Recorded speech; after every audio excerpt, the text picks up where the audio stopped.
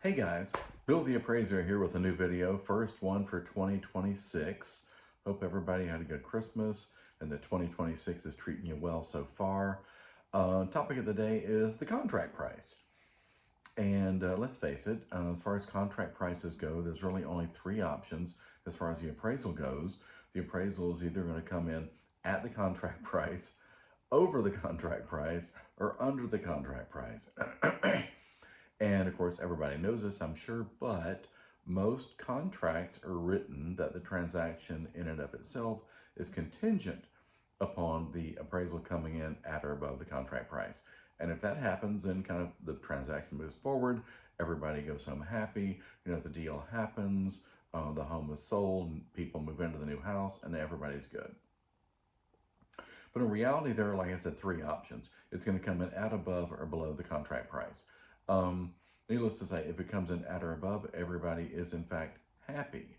For the appraiser, it's interesting because the appraiser goes through, works their magic, does their work, finds their comparable sales, and they end up with a range of adjusted values. They have a range of unadjusted values, which is exactly kind of what property is sold for. And then after the appraiser goes through and makes adjustments for all the things we adjust for, square footage, potentially age, condition, amenities, lot size, that kind of thing. Then the appraiser also has a second range of adjusted values. And in a perfect world, the final estimate of value would be bracketed what we call before and after. And I may have touched on this before, meaning that the final estimate of value would be bracketed by the unadjusted sales as well as the adjusted sales. And if that is true, then everybody feels like, well, this is probably a pretty good value. It's not too far off the mark unadjusted, not too far off the mark adjusted. So everybody likes it if it's adjusted before and after. If it's not adjusted after, then sometimes that raises some eyebrows, and or an appraiser may need to add an additional comp, or they may need to make additional comments, that kind of thing.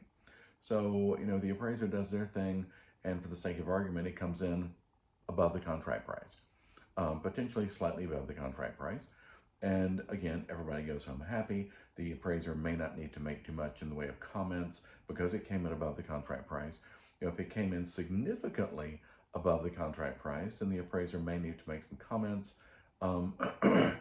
If the appraiser has knowledge, to explain that discrepancy or that difference.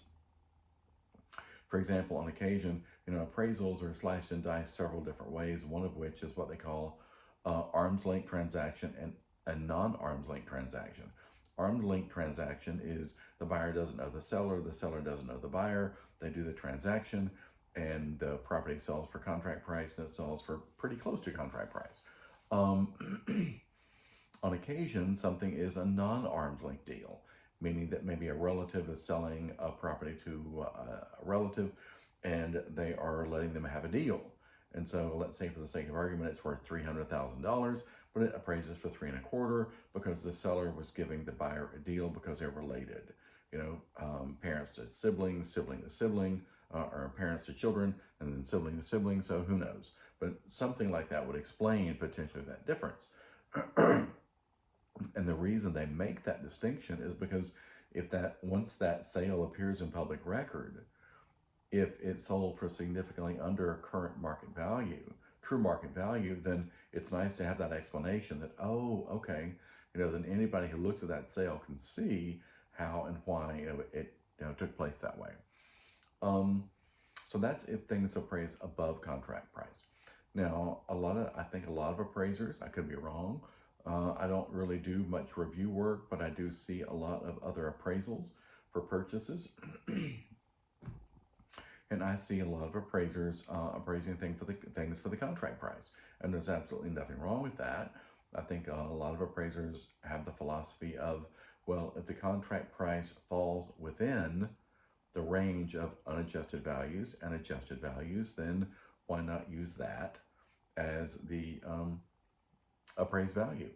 And everybody goes home happy because, again, most contracts are written that it must appraise at or above the contract price.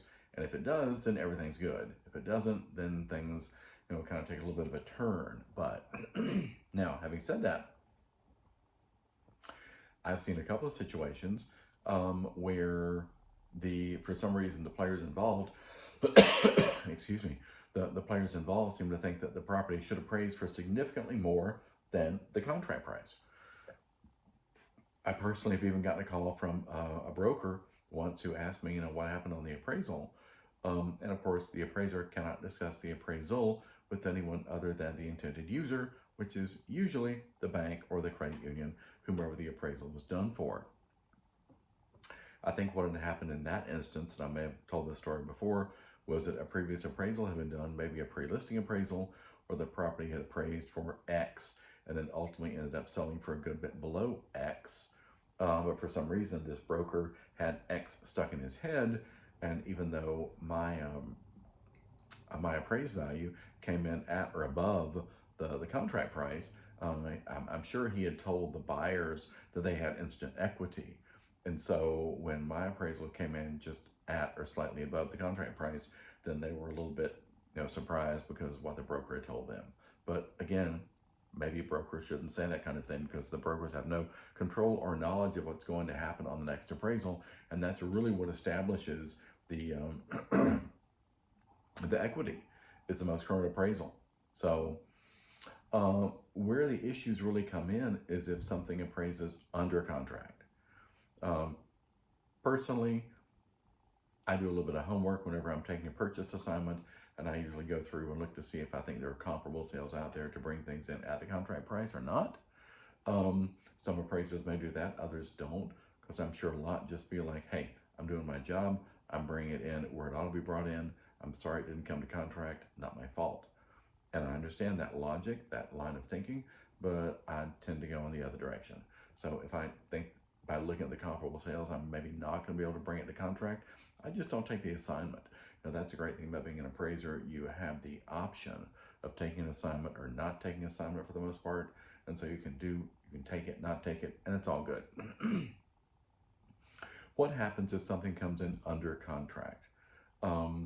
Depending on how the contract is written, it may or may not make a difference because some contracts are written that the transaction is not contingent upon the property appraising at or above the contract price. Most are, but again, like you went through that period of time a few years ago where everything was selling for more than the last thing sold for. So most contracts were written that it was not contingent upon appraising at or above the contract price because the agents and the players, all the people involved knew there was a good chance that it may not appraise for the contract price, let alone more than the contract price.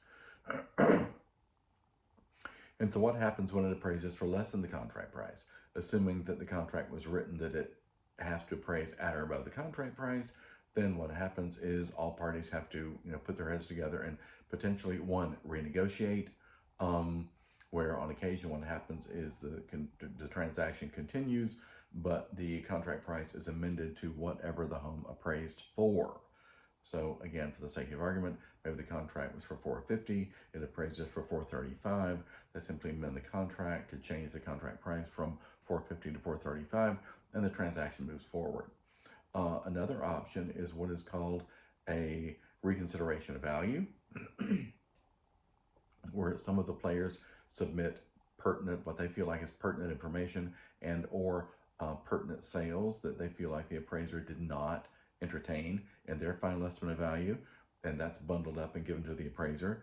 Then the appraiser hopefully goes through that, takes a look, and maybe the appraiser adjusts the final estimate of value, maybe they don't. I'm sure I've mentioned this in videos before. One of the last statistics I saw was that about 90% of the reconsideration of values go unchanged. And so chances are, if they go down that road of trying to go for a reconsideration value, it may not change after all. But then again, it just may. You never know. Nothing ventured, nothing gained. So those are the three options. Going into 2026 here, most everywhere that I'm seeing, it's a relatively stable market. The Fed's cut rates again by about 1/4 point last time, I think. They're not really forecasting many cuts in 2026.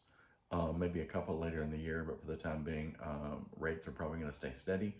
So again, we're going to stick with this steady market. So, again, just want to run through the options or the possibilities when something's under contract. That again, what are the options? It can appraise for the contract price, above, are below, and there are things that go on with each of those, and just discuss those. So hope this was beneficial. If you have some comments, by all means, feel free to leave those. If you have any questions, feel free to leave those. Ideas for other videos going into 2026, since this is the first video of 2026, feel free to leave those, and I'll try to touch on those in the near future. Hope everyone has an amazing 2026. Thanks. See you on the next video. Bye-bye.